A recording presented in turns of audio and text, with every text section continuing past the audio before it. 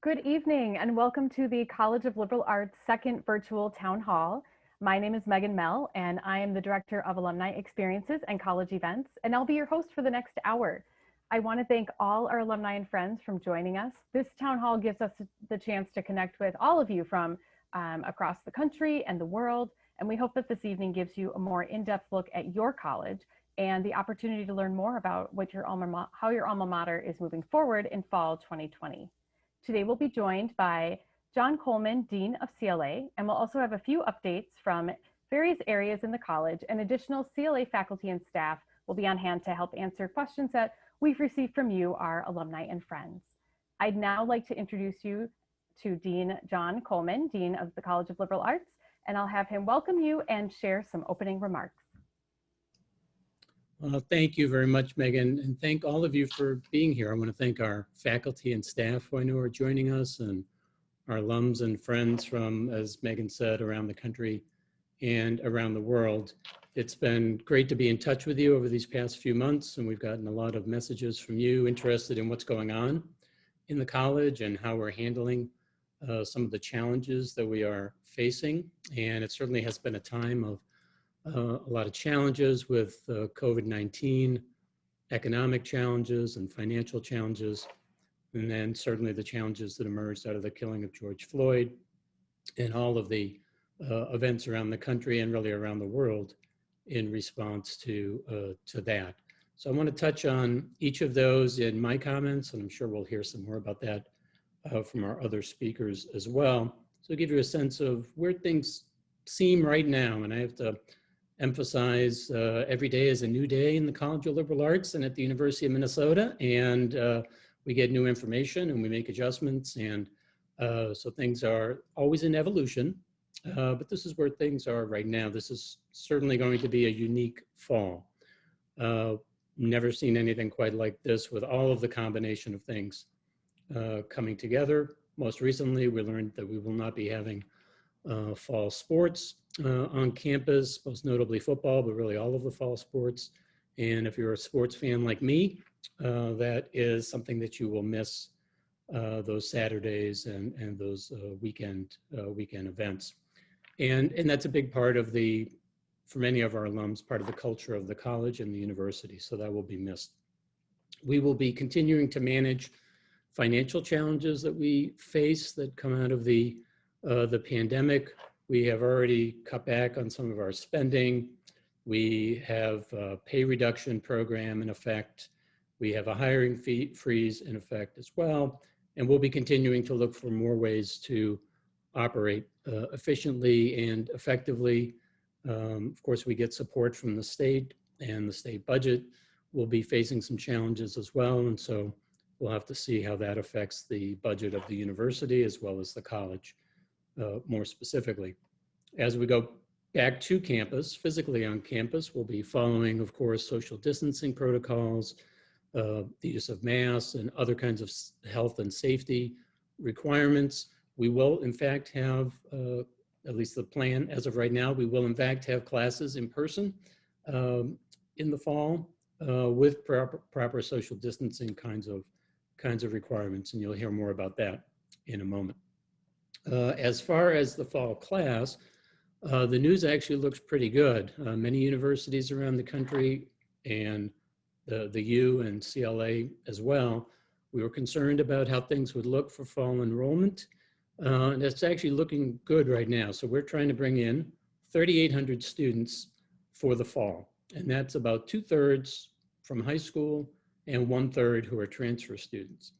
And right now, it looks like we will reach our target. And so that's really, in this environment, that's quite an accomplishment, and something we can be very, very pleased about. I think those results are driven by a few things. We have a very strong departments and academic excellence throughout the college.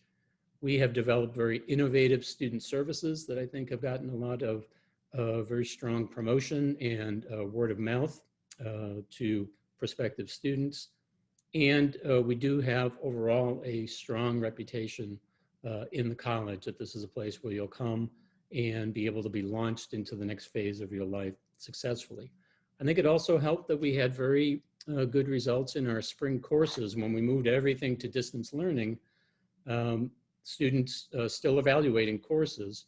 And the course evaluations from the spring looked very much like what we've seen in the past few springs. So there wasn't a drop off in the students' satisfaction with their courses or the perception of the quality of the courses and what they were getting from their professors. And so that was a significant accomplishment, and I think certainly would have helped incoming students feel comfortable that CLA was a place where they will continue to get a strong education. We had, of course, in late May and through June, the events in and around the killing of George Floyd, and in CLA and at the U, like in many institutions around the country, that put again a new light on our need to do better in our work around diversity, equity, and inclusion. And this has been an area of ongoing commitment for the college. It's part of our strategic plan that we developed 5 years ago. It's something that we work with each of our academic departments. We do planning with them as well. And we talk with them about what they are working on in the area of diversity, equity, and inclusion. We have long-standing programs like the Martin Luther King program, which helps undergraduate students. And we have a number of our departments who are thinking about how to revise their curriculum to be more diverse. To give one example, our Department of Philosophy has been working on this effort over the past few years to bring in different kinds of philosophical streams, to make sure that women philosophers are represented and so on. And so a number of our departments are thinking about how they present their disciplines to the students who are studying in their courses. We will be having next week a summit in CLA of all of our diversity, equity, and inclusion committees, as well as representatives from other departments. And that'll give us a great chance to compare notes, to learn from each other, to develop strategies, to find out where our gaps are, and to really come together as a community around these issues, to think about climate in our college and in our departments, to think about policies that maybe have disparate effects on different groups, unintentionally have different effects on different groups. We have been working hard over the past 5 years on recruitment from grad students to undergrads and faculty. Had some good success in improving in those numbers. So our faculty 5 years ago was 17% Black, Indigenous, or people of color. That's up to 22% now. Our undergraduate students have gone up from 22% to 28%. So we're seeing some results of those efforts. We have other initiatives that we have supported in the college. The Black Midwest Initiative explores the life and condition of Blacks in Midwest states. Something that we refer to as the RIGS Initiative, which is Race, Indigeneity, Gender, and Sexuality Studies. That brings together scholars, students, community members who are interested in the issues of and in and around race, dignity, justice, respect. And they meet in collaborative interdisciplinary spaces to push forward on that research, community projects, and curriculum as well. There is on Instagram an account that's been set up. It's called BIPOC at Minnesota. And that was established by alums of the U, Black alums of the U, to be a place for Black, Indigenous, people of color who are alums of the U to share their experiences while they were here. What kinds of things were problematic, were very difficult, painful. Hopefully what kinds of things work well as well, so we learn from that as well. And this has been a place for really people throughout the college and the university to learn more and to dedicate themselves to action steps to repair the things that have been problematic, have been wrong, and have been hurtful in those experiences that students have had. So we continue to work on that. We do have a curated page that presents some of the work of our faculty around issues of race and justice, particularly in the wake of the George Floyd killing. but more generally as well. We'll share that link with you after the event.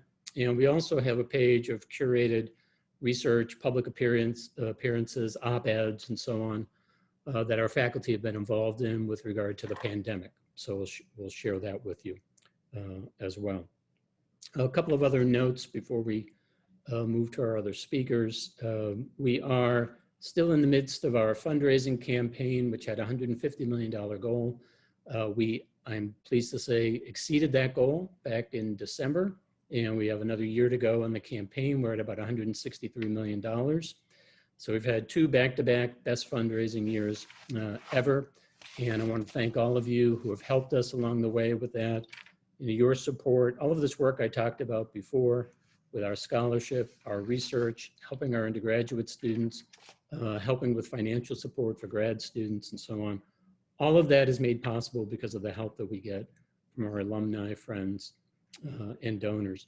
And to give one example, we did put out a call for an emergency fund to help students who maybe had lost their jobs or they had other responsibilities or other expenses come up, or family members lost their jobs or had a drop in income so they couldn't support the student. And our alums, over the course of really a very short amount of time, a few weeks to maybe 6 weeks, provided $200,000 to support about 400 of our students. And that was life-changing, really sort of game-changing for these students to be able to continue their studies and to stay on course. So thank you, all of you who helped us with that goal that we had set for ourselves and to help our students. So that's it for me by way of introduction. And what we will now do is turn to some of the experts from around CLA who'll give you a more in-depth sense of what things will be looking like as we go into the fall. And we will start with Anika Carlsted. She is our Assistant Director for Facilities and Capital Planning. She'll give us a sense of what it will look like when we come back to campus in the fall. And I have to say, Anika is just absolutely superb. So I always know when we ask Anika, what's going on, or how do we get something fixed, or how do we get something changed, or how do we advocate for something we need in the college, she's right on top of it. And so I couldn't be more delighted to have her on the team, and I'll turn things over to her right now. Thank you, Dean Coleman, for that, the very kind introduction. So I wanted to give a bit of an overview on what return to campus planning has been like at the university. And while certainly our focus right now is on fall 2020, the university did begin this process in the summer, and we have been working through a sunrise planning process, as the university termed it. It's kind of a slow return to campus, as it were. And initially we were really focused on research and creative activity and getting folks back into their campus labs and studios where they could not do that work at home. So now we're definitely switching gears, getting ready for in-person instruction and a much broader presence on campus. But throughout this, the university's priority really has been on the health and safety of the entire community, our students, faculty, staff, and visitors. And as you know, we've got a lot of really smart people at the University of Minnesota, and we're focused on evidence-based decision-making, but at the same time, as Dean Coleman said, there's a lot we don't know, and there's a lot that's been changing. So the university has focused on, while emphasizing safety, remaining flexible and being collaborative. They recognize the University of Minnesota is a big place, and what would work for the College of Liberal Arts is not necessarily the same as what might work for another college.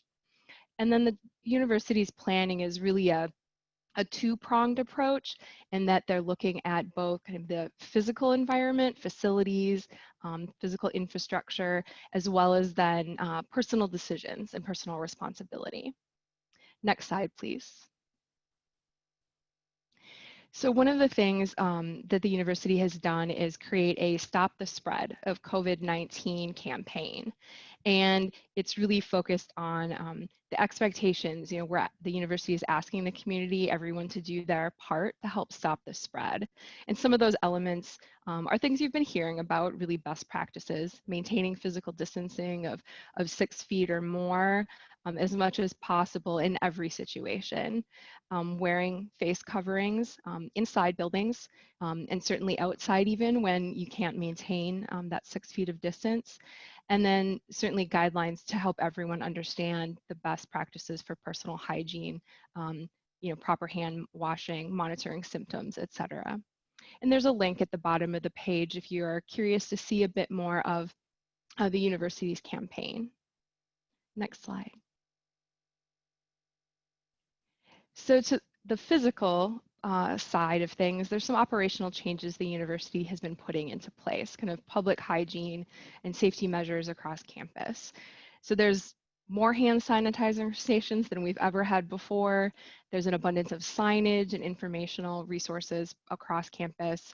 Sanitizing wipes and extra disposable masks will be stocked in every learning space, so students and instructors can clean the areas in which they're working. The university, perhaps most significantly, has limited the occupancy of all of our indoor spaces. That's everything from study spaces, library study areas, classrooms, dining halls. All of it has been modified to ensure that the occupancy will allow for 6 feet of physical distancing between all students or all individuals using the space. And the most perhaps dramatic result of that in our classrooms overall, we've seen the capacity now average is 25% of what it would be under normal conditions. Based on a lot of different kind of spatial factors of what classrooms look like, but certainly that's a pretty dramatic decrease. And so that certainly had an impact on how we've proceeded with fall scheduling, and Nanette Hanks will share more about what that looks like for fall.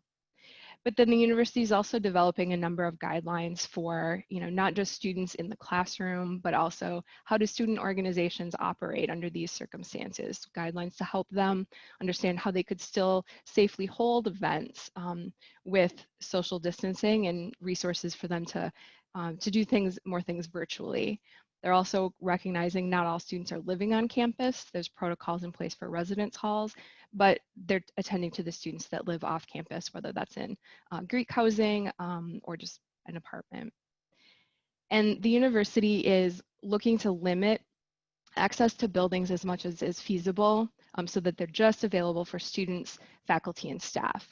That doesn't mean places like the library that will have open hours and be accessible, but for spaces that don't necessarily need to be open to the public, we're restricting access to increase safety for those who are on campus. And lastly, I'll note that the university has been adjusting building ventilation systems to ensure that the air ventilation, the rate of flow, the amount of fresh air, all meet CDC guidelines to reduce the potential spread of aerosolized particles.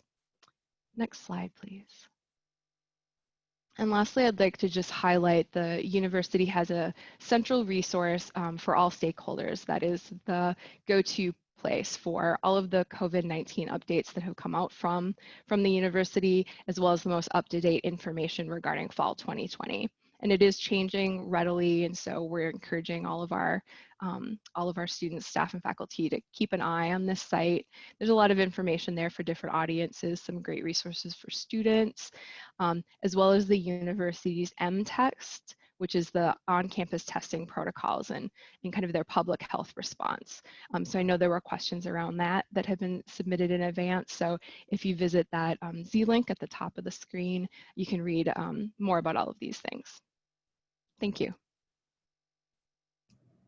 Great. Thank you very much, Anika. I'd like to now invite Nanette Hanks. Nanette is our Assistant Dean for Curriculum. She'll tell us a bit more about what the classroom experience will be like this fall. I do want to say Nanette is herself also a superstar, and we were very fortunate to have her in CLA with just a great deal of respect around the university and is a real asset to our college. Normally in the summer, she would have been teaching a study abroad class, but obviously that was not possible this year. But Nanette, turn things over to you.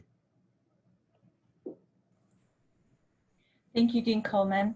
Good evening, everyone. I'm going to give you a brief update on the curriculum for fall 2020. As you can see from the slides, we're seeing strong enrollments across all course levels by both graduate and undergraduate students. And currently our student credit hours are higher this fall than they were in fall 2019. So our enrollments are very strong.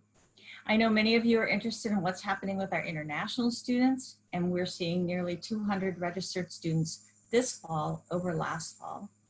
All freshman orientation was done remotely this year, and so we don't know how many or if any of these international students will actually arrive on campus. That's still to be seen. We expect that many of them will be attending courses remotely from their home countries. At this time, 42.3% of CLA undergraduates and 74.9% of graduate students have at least one course with an in-person component. So what that means is this could be a completely in-person course or a blended model with some instruction taking place in person, meetings, and then the rest of the content delivered remotely. So that's a large percentage of our student body will be having at least some face-to-face or in-person instruction. Next slide, please. Our faculty and staff have been working really hard to deliver the very best curriculum we can for our students. We've created new guidelines for online syllabi, best practices for instructors and students, and we have video modules for students to help them be successful in remote learning environments. And of course, we have required training for all faculty and instructors.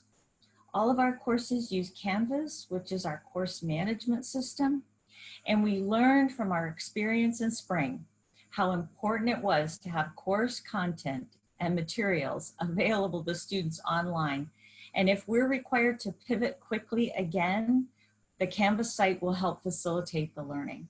So we really have drawn on our experience from spring, and we've made some changes. So we know that if we do need to pivot, we're going to be ready. We've asked all departments to institute a buddy system in case of illness so that the courses can continue to be taught and students won't have any gaps in their learning. The current university plan is that all courses will be offered remotely beginning at Thanksgiving. And of course, CLA will be doing that as well. Next slide.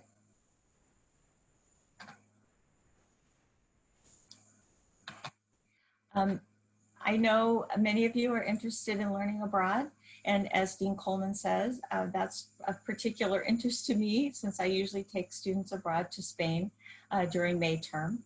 For the fall, there will be no in-person learning abroad programs because of the international travel restrictions, but we do plan to offer programs in winter break and spring 2021 if possible, but that's the plan for now. Our Learning Abroad Centers worked with our overseas partners to facilitate virtual international internships, and 250 students will be participating in the fall in the cities that are listed on the slide. So we're very excited to have this opportunity for our students. 70 CLA students participated this summer in international internships, virtual internships. So this is drawing on that experience, and we're very excited to be able to offer our students that. For students, there was a question about language learning, and for students who want more immersive language experience, the CLA Language Centers have programs in place on campus to help students with language learning. There are some opportunities for students to have conversations with native speakers and different opportunities for them to check films and so on out from our Language Center. Next slide. As Dean Coleman has said, the college and the university are committed to addressing issues of diversity, equity, and inclusion, and preparing our students to engage in productive ways. Our Career Readiness Initiative is one of the strategies we use to help our students acquire competency in engaging diversity and ethical reasoning and decision making. Beginning this fall, CLA Undergraduate Education is offering a series of 8 faculty workshops focusing on building capacity for engaging diversity. This is focused on the pedagogy of the classroom. All incoming freshmen will be required to complete a diversity, equity, and inclusion module in their first year experience courses. And this is all incoming freshmen. Those modules will also be available for all students at the university, all faculty, and all staff, but it will be required for our incoming freshmen. The University Faculty Senate is considering a motion to require all students to complete a course that fulfills the diversity and social justice in the United States liberal education requirement, which is currently 1 option out of 5. So this is a motion on the table currently that is being discussed by the University Senate. Thank you. Thanks very much, Nanette. And we'll turn now to Maggie Heier. Maggie is our Director of Career Services and relatively new in the position. She's brought some great energy and new ideas and new thinking to the office. This is obviously a tough moment in many ways. And one of the ways that it's particularly tough are for students who just graduated and are headed into the job market, which is obviously very challenging at this moment. So we'll hear more about that from Maggie. Thank you, Dean Coleman, and good evening, everyone. I'm happy to share some updates from CLA Career Services. Tonight, I want to share a little bit about how we're supporting current students as well as our new graduates at this time, how you can get involved, and I also want to share one major new area of focus where we welcome alumni involvement. So since March, CLA Career Services has been providing all of our programs and services for students, employers, and recent alumni in a remote setting with positive results. And that's been wonderful because this certainly is a time of need for our students and those approaching graduation. Those services include many of the things you see on the slide above, but we also ramped up some new services when we moved to remote operations, trying new things that would support our students as well as our May graduates specifically. So this has been an exciting time of some new innovation for us in this environment. A couple of those things, we hosted a new webinar series called Navigating the Job Search During COVID-19. And this series featured job market updates, insights from alumni and employer guests who have continued to be very present to our students and engaged with us. So we're so grateful. And then also job search strategy support from our CLA career counseling team. That same career counseling team also hosted 4 new job search clubs for graduating students via Zoom with positive results. So we're finding that the ability to use Zoom and connect virtually is helping us to reach students where they are in new ways. On that line, we also expanded significantly our video collection available from our website.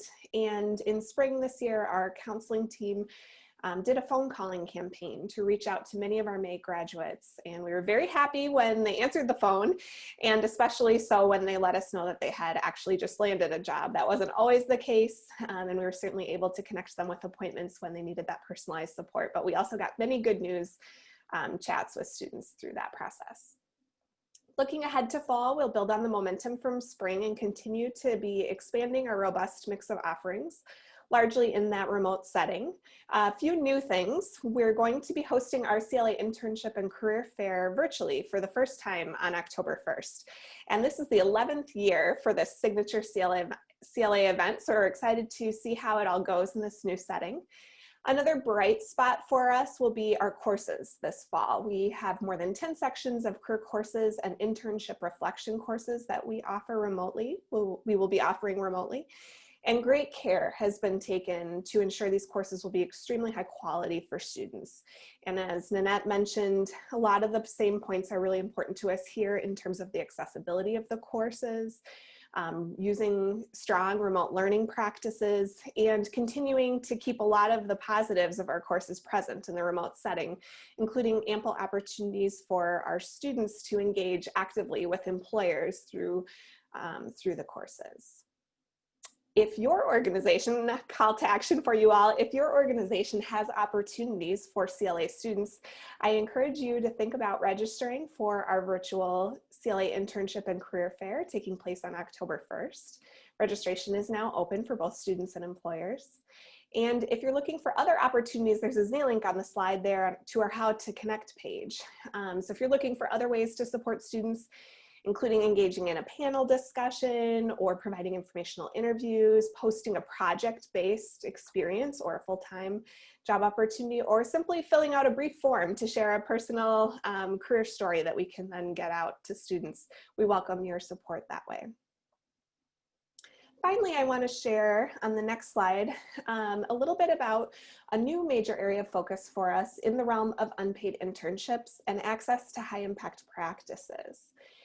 Based on data from CLA, we know that about 50% of CLA students do unpaid internships. And NACE, a professional association in our field, has also collected data that indicates that students of color, first generation students, and women are more likely to complete unpaid internships. Internships are high impact practices, and research shows that these kinds of high impact practices contribute to higher employment outcomes. So it's a big area of focus for us. In response, we are collaborating with the President's Emerging Scholars Advising Community here in CLA to pilot a CLA Get Ready internship program this fall. And this program will connect motivated sophomore students to transformative, meaningful, and paid internship opportunities at local organizations. We'll have them involved in our career courses and provide a lot of support, preparation, and connections to this group of students to break down a lot of the barriers that students typically experience with regards to internship participation, while also providing our employers with great access to an early talent pipeline that can also help meet some of their diverse workforce needs.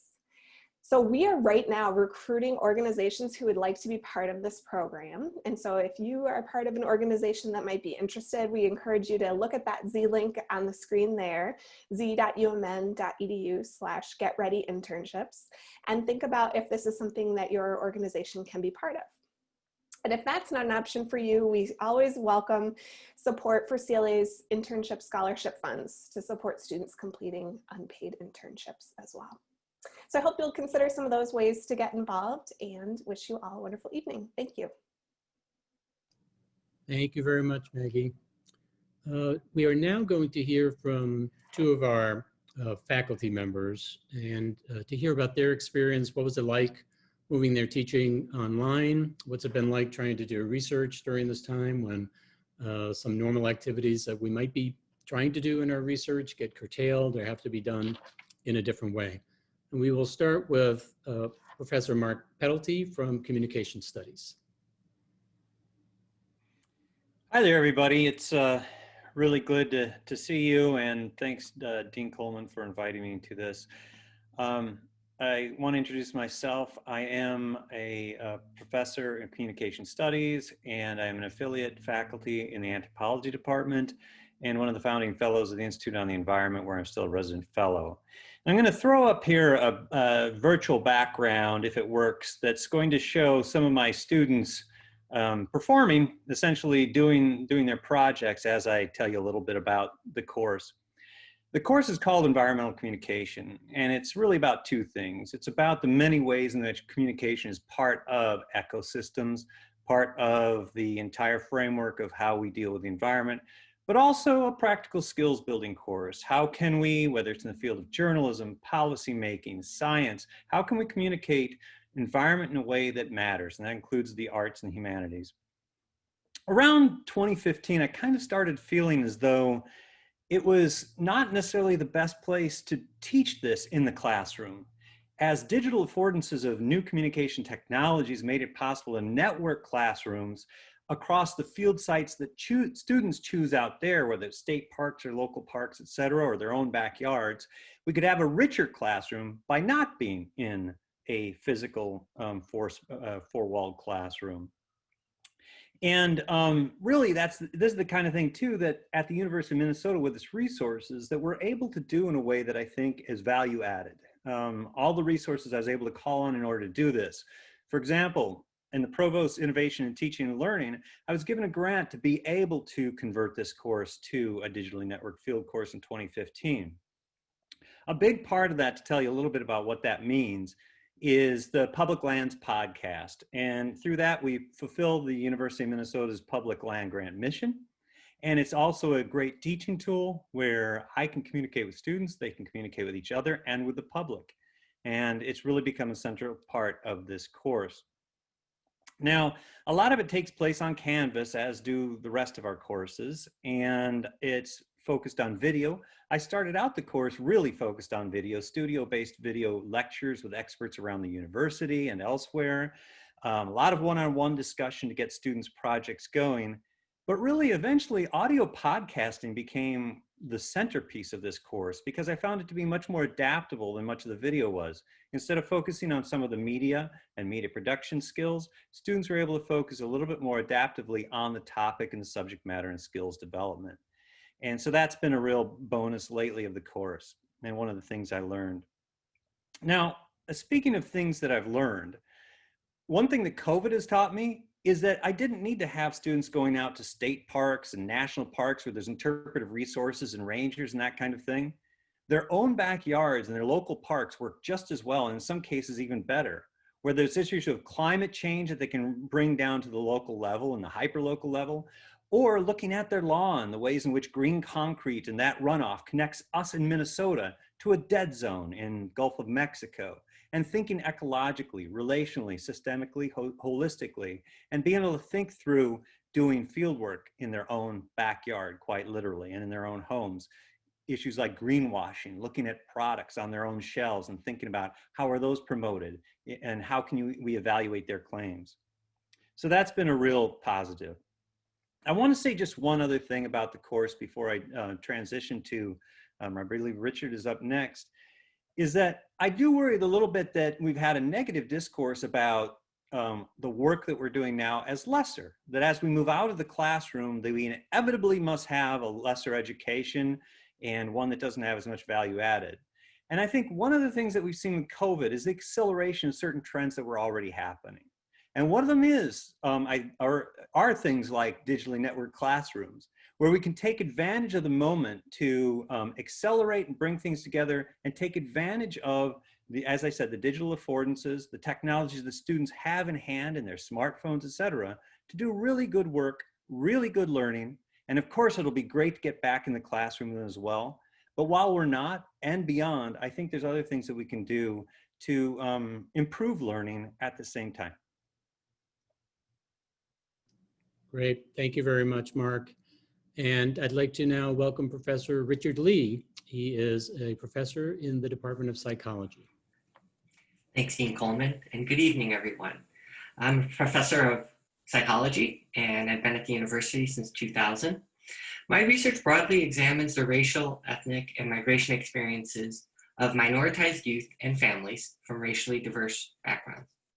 I'm particularly interested in how discrimination, acculturation, and ethnic identity relate to the well-being and mental health, how individuals and families negotiate these racial and ethnic experiences, and how we can leverage this cultural knowledge to improve mental health care services. But the COVID-19 pandemic has radically affected this research as priorities have shifted toward distance learning, balancing work and children, and managing COVID-19 anxieties. We stopped all data collection for a while, and then slowly, my students and I shifted to online research. For the most part, this shift has worked out okay. And we've even adapted some of our survey studies to also ask participants how COVID-19 is affecting their mental health and overall well-being. COVID-19 also prompted my graduate students and I to reevaluate what we could do to help during the pandemic. After all, while COVID-19 is a viral infection with serious health consequences, the pandemic is a social and psychological experience affecting all pockets of society. Early on, we observed, and some personally experienced, stigma and fears around mask wearing, especially among Asians and African Americans. Xenophobia in particular was manifesting in politics and on the streets. We also observed mixed public reactions to the shift to remote education and work, and to the shutdown of restaurants, bars, and other businesses. And there remained overall confusion, worry, and uncertainty over how dangerous was COVID-19, how could we prevent infection, and when would it end? To give back to the community during this time, I've been giving public webinars on helping Asian American families cope with xenophobia and racism during the pandemic, and I've worked with congressional offices in Washington, D.C. to make sure the human rights of Asian immigrants continue to be protected during this time. These personal experiences and observations also led my grad students and I to launch what we call the COVID-19 Wellness Survey, a longitudinal survey study that we're conducting here on campus. We're specifically interested in how COVID-19 is affecting the whole University of Minnesota community. This means undergraduate and graduate students, staff, and faculty. We also wanted to make sure we captured the unique experiences of communities of color on campus, who are far too often overlooked in all forms of research. And so we launched this first survey a month after school went distant learning in mid-April and recruited over 500 students, staff, and faculty across all colleges on campus. The first survey was mostly based on open-ended questions that asked about people's understanding of COVID-19 and the university, state, and national responses to it. We also were interested in how the response to COVID-19 was affecting people's mental health, their daily functioning, work and school experiences, and work-life balance. Our initial review of these responses from the first survey made us realize people were genuinely concerned and anxious about the pandemic, not surprising. They were adjusting to distance work and learning, but also were quite worried about discrimination toward Asians and African Americans. Not altogether surprising findings, but it gave us more insight onto how to tailor the second survey.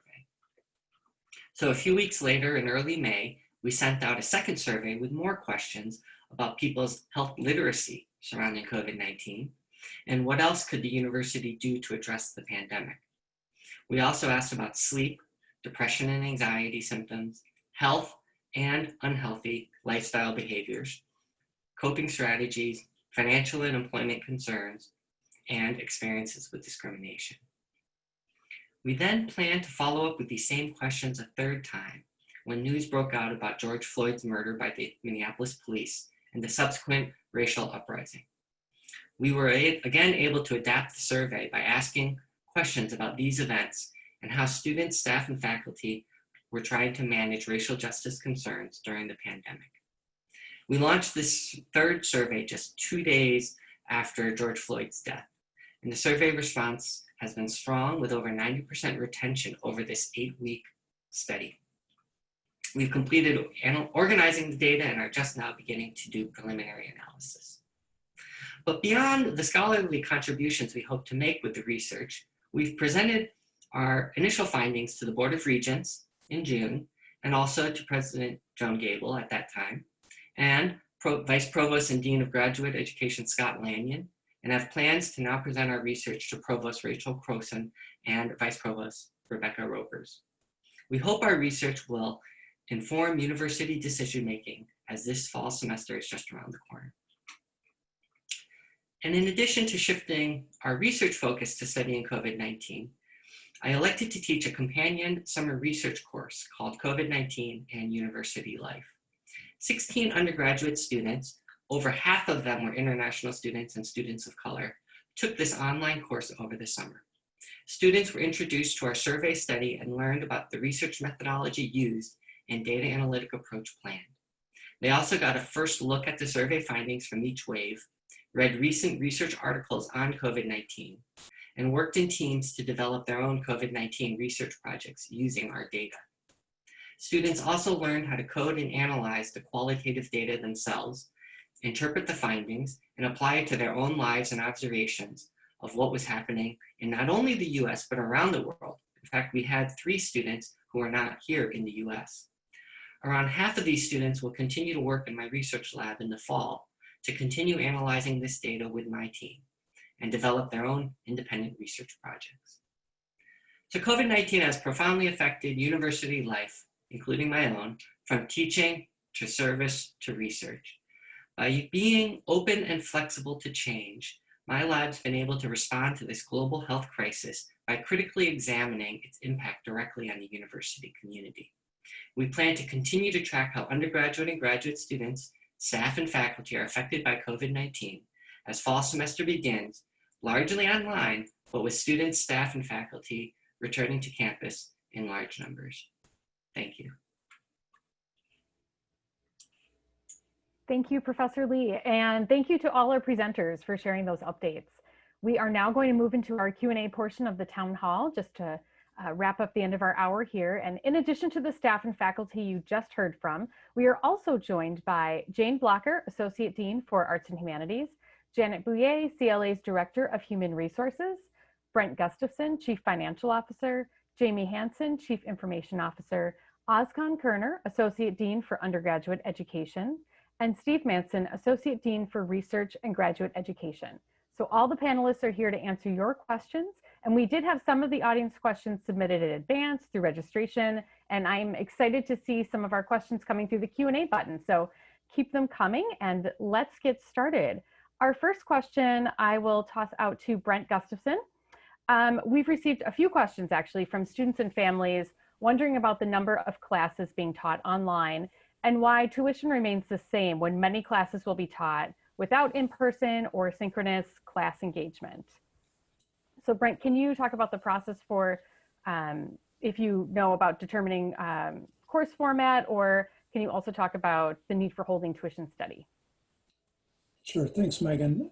You know, the decisions around course format in a lot of ways is driven by some of what was discussed earlier with regard to safety and social distancing. And so, as many alums know, a lot of courses, particularly say the 1,000 level, are pretty good size. And the idea of having big lecture halls with 100 students or more is just not going to work in an environment where there's a desire for 6-foot distancing. And so that really resulted in the need to move most large courses to a distance learning format. And to be clear, I think a lot of effort's been done. Anika talked about the efforts over the summer. A lot of efforts have been done to think about distance learning differently than was done when the university had to turn on a dime, just like everyone else did, K-12 schools, other universities in the spring. So what instruction will look like this fall while distance and online will likely look very different than it did in March. But a lot of the decisions about the modality of the course were simply driven by the numbers and what could be accommodated in different spaces. And then obviously there are pedagogical considerations that every individual instructor put into those types of decisions and how they are approaching those courses. The tuition question is certainly one that universities across the country are grappling with. At the University of Minnesota, tuition isn't a decision we make in a college. Tuition is a decision made by the Board of Regents. And the president and the regents have, I think, been really thoughtful around the financial aspects for students and families and what it means in this environment, and have, you saw this in the spring with refunds on course fees, on residence hall refunds. Tuition is reflective of a lot of different things, and to this point the university is saying that the experiences and the education delivered is sticking with the tuition as it was set last spring. I will say the decision was made not to increase tuition. The previous budget planning during the winter had planned for a tuition increase. That is no longer the case, so tuition will be frozen in the coming year at the level it was last year. Great, thank you so much. Our next question is for Associate Dean Blocker. It's a bit of a three-part question. How does CLA define systemic or structural racism, diversity, and equity? How and how often is CLA going to measure the success of your diversity and inclusion initiatives?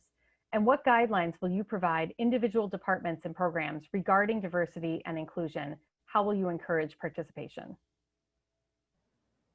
Thank you so much, Megan. It's a lot of questions and some big ones, so I'll try to be quick. In the liberal arts, I think our diversity efforts are guided by two fundamental principles that we all share. One is that Diversity is an inherent good. It improves knowledge, it increases creativity. And second, that as researchers, knowledge always begins by questioning. Our first step in any research activity is doubt. So we ask hard questions about received knowledge, conventional wisdom, and practices that have gone on before us. And we bring those things to bear on all of our diversity, equity, and inclusion efforts throughout the college. Dean Coleman mentioned some demographic information. So we do look at data about students, faculty, and staff, but that's only the beginning of what we do. We also look at what we teach and why and for whom, what our bureaucratic procedures are, what are our promotion and tenure standards, what are our graduate admission standards and degree requirements. What are we doing with engagement? How are we hiring people and mentoring them? So it is systemic in the sense that it's in everything we do, all day, every day. Probably the biggest place where we move forward on DEI initiatives is through our 3-year planning. Departments are required every 3 years to create a strategic plan, and they're required to answer questions about what their diversity, equity, and inclusion initiatives involve, what their goals are, and then in their next 3-year plan, we ask them to report back, what have you done? And I can testify that in my 3 years in the Dean's office, I've seen enormous change as a result of that simple step of requiring departments to plan for the future. I've seen departments change their entire curricula to think carefully about whom they're hiring and how they want to diversify the academy, how they want to think about new students coming in and how to recruit them from high school and K-12 education. We have tons of work still to do on all of this, but we are maintaining those 2 principles. And that second one of beginning knowledge with questions means that we cannot be comfortable with comfort. And that's how we're moving all of our initiatives forward. Thank you. Our next question is for Associate Dean Manson. What is the U doing to prepare advanced degree students in humanities and social sciences for the current job market in higher education? Thanks, Megan. Really good question. CLA has been steadily investing in centralized graduate career services. And this joins all the great work that on the undergrad side that Maggie described. Last year, we appointed a full-time director of graduate career services, Mackenzie Sullivan. She's fantastic. She coordinates activities ranging from one-on-one career advising to working with student groups and employers. As part of that effort on the grad side, and it sort of mirrors a lot of what's happening on the undergrad side, we've built a range of online career exploration and planning tools. Our focus is helping students from, literally the moment they arrive, actually before they arrive, we'll start talking to them and try to identify how their training prepares them for a broad range of careers inside and outside of the academy. I think it's fair to say that this focus on breadth is even more important now that we're facing the pandemic and its impacts. And we're focusing on a broad array of careers as a result. More directly in light of this COVID-19 situation, like with the undergrad side, we pivoted our career advising to address new challenges and opportunities in the job market. And that's in addition to, say, holding, Zoom face-to-face advising events and so on. I'd also like to point out that our departments and centers are doing a lot of work in collaboration with the college. They're retooling their training to address how their specific fields are adapting to deal with the pandemic. So for example, our students and our staff and our faculty are developing new and frankly exciting ways to share artistic performances, for example, or conduct research with a range of people online in ways they haven't in the past. Well, like the exciting work that Dr. Lee is doing. So, and the key thing there is that, these skills are very transferable to a range of careers, right? And we're also developing new ways of engaging with the world. So I think overall we're trying to address this in multiple ways. Thanks for the question. Thank you so much. And our next question will have to be our final question as we are almost at the end of our hour here, but we'll send this one over to Jamey Hansen, our Chief Information Officer for CLA. How has the U increased support for students with disabilities with the move to mass distance learning in the spring and the possibility of large-scale distance learning in the fall?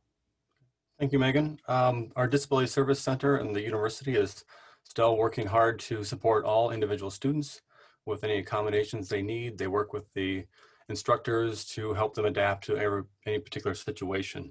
And they've been expanding their services to help and advice to all instructors, as well as a large university-wide effort on digital accessibility has been going on for about a year and continues on to get stronger. And with the current online situation, a really good opportunity to increase our ability to support all students in their kind of accessibility needs. So it's kind of been a good opportunity to help improve that across the board. Great, thank you so much. And thank you to all of our panelists. We are at the end of our hour, so we'll have to wrap up our conversation. Thank you to our alumni and friends for your excellent questions. We did have a number of questions we weren't able to answer this evening, so we're going to do our best to share some of those answers in our upcoming alumni newsletters. But really quick before we go, Dean Coleman, do you have any closing thoughts that you'd like to share with us tonight? Yes, thank you. I think you get a sense from this conversation tonight that, you know, as an institution, you have a couple of choices in a situation like this. You can hunker down and sort of stare at your shoes and hope things get better, or you can be innovative and creative and really experiment with things and try to take the challenges and create opportunities. It's a bit of a cliche, but how do you get better through these unexpected challenges? And I think you heard across the board that our faculty are doing that and all of our various offices are doing that as well. And so I've been very proud of that work throughout the college, and I think it puts our students in very good stead, and it serves our state very well and beyond as our land grant status tells us that we should do. And I do want to make one final comment as I think of the last few months, and we've had the front page news about COVID, about health policy, about communications about health policy. We've had discussions about how do you address severe economic dislocation. We've had discussions about how do you address issues of race, dignity, justice, and respect. Those are front page stories, that's front page news, and it's exactly the kind of work that we do in CLA. And so I'm often telling people that the liberal arts really are the front page of the newspaper. It's where we study these critical issues that affect our society, and where we are educating the next generation, and where we are producing the research that helps our society advance, helps our community partners do their work even better.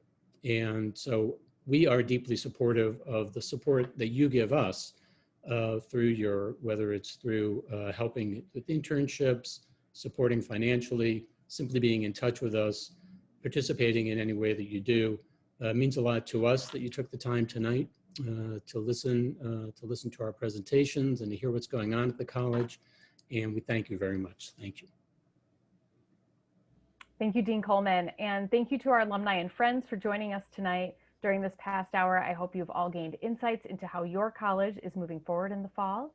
Please watch your inbox in the coming days for an email with a link to the recording from this event and also additional resources mentioned by today's presenters. So until next time, stay well and Sky Yuma.